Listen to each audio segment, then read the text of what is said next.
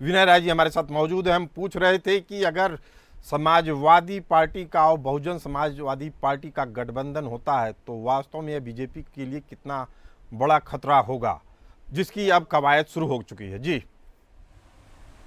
नहीं, देखिए, बहुजन समाज पार्टी आज की तारीख में गठबंधन करने के लिए मैं कहूँ तैयार नहीं।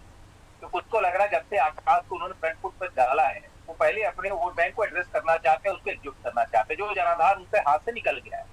क्योंकि पहले जो बसपा का वोट था वो भाजपा को जा रहा था। पिछले चुनाव में कमोबेश में कहूँ वोट में डिवीजन हुआ और लगभग आधे आधे में वोट बट गया।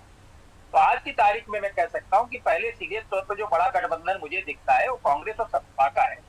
और बसपा चुनाव आते आते कौन सा पैतरा चलेगी ये कोई नहीं जानता है, क्योंकि शुरू से अप्रत्याशित तरीके से राजनीति करने के लिए विख्यात रही है बसपा। तो जी आपने पिछले चुनाव में भी देखा कि 24 घंटे 48 घंटे पहले तक टिकट बदलते रहे।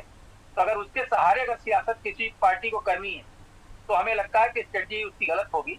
आप मूल जो गठबंधन है उसके सहारे राजनीति को आगे बढ़ाइए। गठबंधन का बीच में अगर आता है तो उसका मूल्यांकन करिए कि क्या बेहतर है, उसके परिणाम क्या हो सकते हैं। ओम लेकिन हाँ, प्रकाश इतना तय है, जी गठबंधन नहीं, गठबंधन छोटा है वो बड़ा करना पड़ेगा। अगर प्रधानमंत्री जी बनारस से लड़ते हैं तो बगल में ही मिर्जापुर से अनुप्रिया पटेल आती है, तुमको अपना दल से भी गठबंधन करना पड़ता है। जी उसी जी पूर्वांचल से ओम प्रकाश राजभर है, उनसे गठबंधन करना पड़ता है। पूर्वांचल से संजय निषाद आते हैं, उनसे गठबंधन करना पड़ता है।